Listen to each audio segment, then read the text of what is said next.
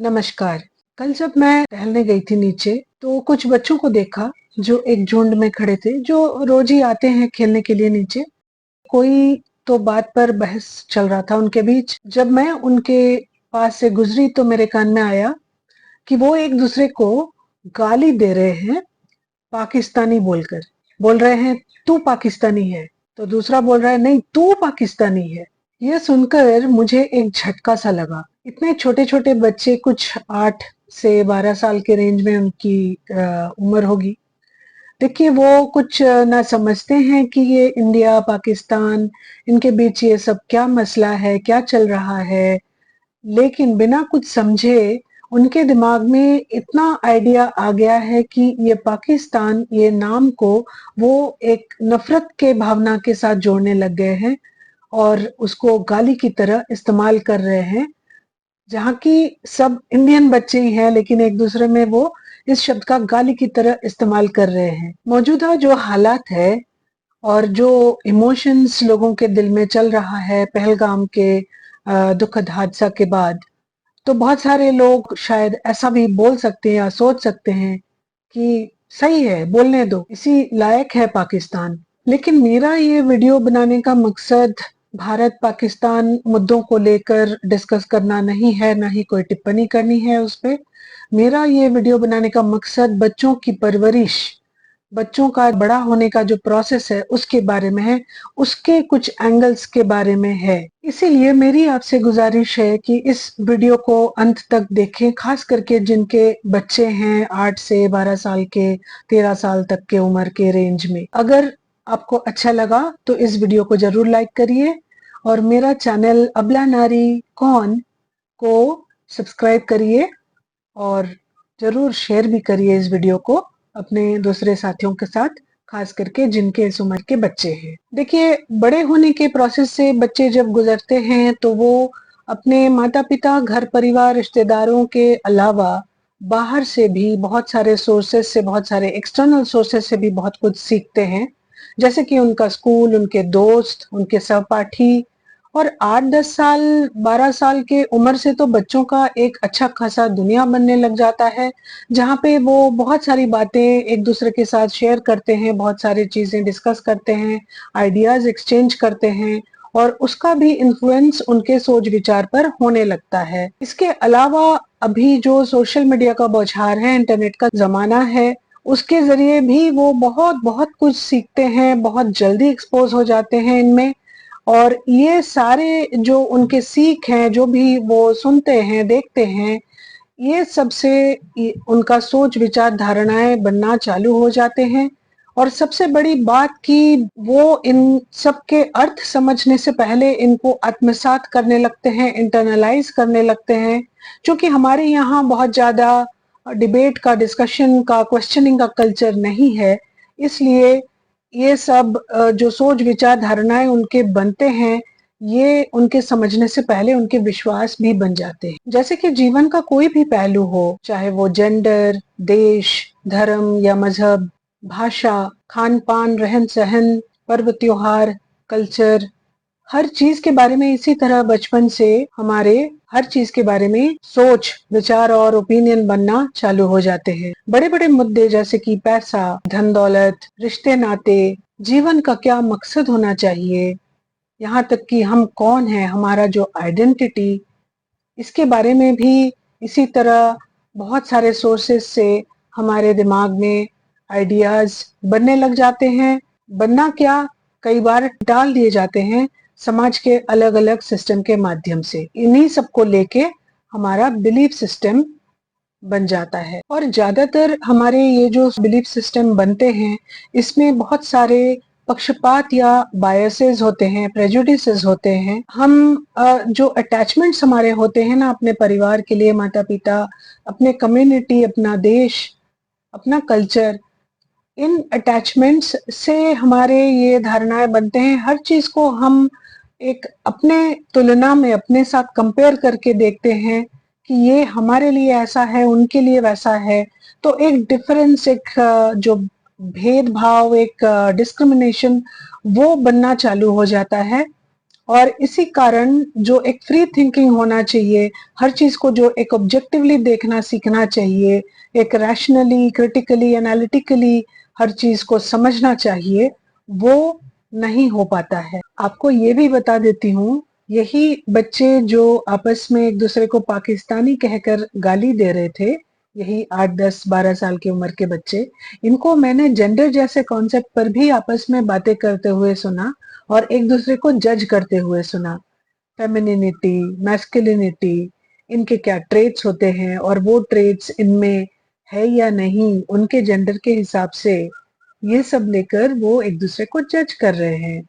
यानी कि समाज में जेंडर को लेके जितना भी स्टीरियोटाइपिंग है, वो इनके दिमाग में ऑलरेडी घुस गया है। The damage is done. देखिए, और एक बात का भी जरूर ध्यान रखिएगा, बच्चों पे सिर्फ बाहर का क्या इन्फ्लुएंस हो रहा है उसका निगरानी ही नहीं, पेरेंट्स को खुद का भी सोच विचार का, जिसका इन्फ्लुएंस बच्चों पे होता ही है, ये उनको भी समझना परखना चाहिए इससे पहले कि वो बच्चों पे अपने ओपिनियंस थोपना चालू करे। क्योंकि देखिए, पेरेंट्स भी तो इसी तरह बड़े हुए हैं जैसे आपके बच्चे बड़े हो रहे हैं, इतने सारे इन्फ्लुएंसेस के माध्यम से आप भी ऐसे ही बड़े हुए हैं। आपके भी ज्यादातर सोच विचार बाहर से आके आपके समझने से पहले ही आपके विश्वास बन गए हैं, आपके मत, आपके ओपिनियन बन गए हैं। इसलिए बहुत जरूरी है कि आप खुद का भी परीक्षण करें, खुद का सोच, खुद का ओपिनियन, आइडियाज, हर चीज का। और बच्चों से पूछे भी, बच्चों से बातचीत करिए, उनको एनकरेज करिए कि हर चीज को वो ऑब्जेक्टिवली एनालाइज कर पाए, क्वेश्चन कर पाए और समझने की कोशिश करे। इसके अलावा घर में जो भी माहौल होता है, जो भी परिस्थितियां घर में चल रहे होते हैं, घर में सारे सदस्यों के बीच जो आपसी संबंध होते हैं, ये सारे बातों का, पेरेंट्स का आपस में संबंध, इन सब बातों का बच्चों पे उनके सोच विचार बनने में सहयोग होता है, इन्फ्लुएंस रहता है। तो इन सब को भी इन पे भी नजर रखना चाहिए कि इनका कैसा क्या असर हो रहा है बच्चों पे, और वो इनके बेसिस पे किस टाइप का आउटलुक, किस टाइप के व्यूज उनके बन रहे हैं, ये भी पेरेंट्स के लिए जरूरी है। खुद एक पेरेंट्स होने के नाते, कि कई बार हम पेरेंट्स को लगता है कि हम जो भी जानते हैं, जो भी सोचते हैं, करते हैं बच्चों के लिए, सब उनके भलाई के लिए ही करते हैं और सब हमें सही ही पता है। लेकिन हकीकत में कई बार ऐसा नहीं होता है, हो सकता है कि पेरेंट्स भी गलत हो। तो इसके लिए भी आप खुद पे भी निगरानी रखिएगा बच्चों के परवरिश के दौरान। आप ये मत सोचिए कि बच्चों के सोच विचार पे आप कंट्रोल रख पाएंगे कि वो क्या, किस टाइप के सोच विचार पिकअप करेंगे या नहीं करेंगे। तो आज आप अगर उनको किसी चीज के प्रति नफरत का भावना जोड़ने को अलाउ करेंगे, तो कल कोई दूसरे चीज पे वो नफरत का भावना लेकर आपके सामने आ सकते हैं जिससे आप सहमत ना हो और आपको चोट पहुंचे। तब आप क्या करोगे? हाल ही में नेटफ्लिक्स पर एक टीवी सीरीज आया हुआ था एडोलेसेंस नाम का, आप सब में से भी बहुत लोगों ने देखा होगा। तो उसमें दिखाया ना कि एक 13 साल का बच्चा मर्डर कर डालता है, तो उसके पेरेंट्स नेचुरली एकदम शॉक्ड हो जाते हैं कि बच्चे के दिमाग में ऐसा आइडिया आया कहाँ से और क्यों आया। उसके पेरेंट्स आपस में जब सोचते हैं, रिफ्लेक्ट करते हैं कि हमसे क्या चूक हो गई, कहाँ गलती हो गई, हम कैसे नहीं देख पाए कि हमारे बच्चे के दुनिया में, दिमाग में, मन में इतना कुछ चल रहा था। उनको तो लगा था कि वो बच्चे का अच्छे से ख्याल रख रहे हैं, उसके सारे जरूरतों को एक अच्छे पेरेंट्स की तरह पूरा कर रहे हैं, तो ये सब फिर कैसे हो गया। तो इसीलिए बच्चों पे, इस उम्र के बच्चों पे निगरानी रखनी बहुत जरूरी है, क्योंकि इनका दुनिया सिर्फ अपने दोस्त, घर परिवार और हाउसिंग सोसाइटी वगैरह में सीमित नहीं रहते हैं। आजकल ये इंटरनेट के जरिए एक बहुत बड़ा और बहुत खतरनाक दुनिया में एक्सपोज हो जाते हैं बहुत जल्दी, और बहुत कुछ सीखते, सुनते हैं और इंटरनलाइज करते हैं, और इनके दिमाग में बहुत सारे आइडियाज, बहुत सारे ओपिनियन बनने लग जाते हैं।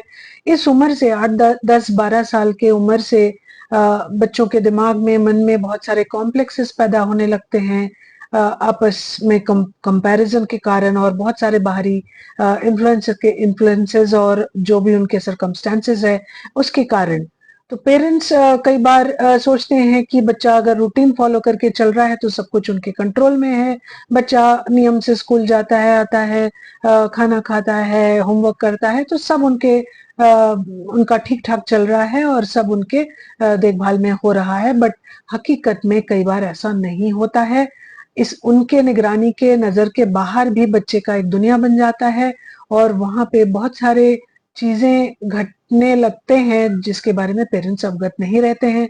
पेरेंट्स कई बार मेंटली पीछे रह जाते हैं कि बच्चा हमारा अभी भी छोटा है, अभी भी नादान है, मासूम है, लेकिन कई बार ऐसा नहीं होता है। बच्चे 8, 10, 12 साल की उम्र से बड़े होने लगते हैं। आजकल तो और जल्दी बड़े होने लगते हैं, इसीलिए निगरानी रखना बहुत ज़रूरी है।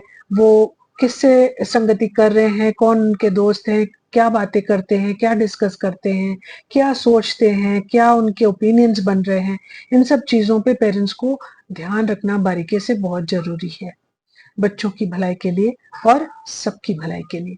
ये 8, 10, 12 साल के बच्चों पे अगर ध्यान नहीं रखा जाए, तो हो सकता है कि बड़े होने के बाद वो बचपन से उनके दिमाग में बने हुए कुछ धारणाओं के बेसिस पे वो ऐसा कोई डिसीजंस लें या ऐसे चॉइसेस करें या फिर इस तरह से बिहेव करें जिसके कारण उनके खुद के ज़िंदगी में, उनके साथ जुड़े हुए बाकी लोगों के ज़िंदगी में, उनके करियर में तरह-तरह के प्रॉब्लम आए और तब तक लेकिन बहुत देर हो चुकी होती है।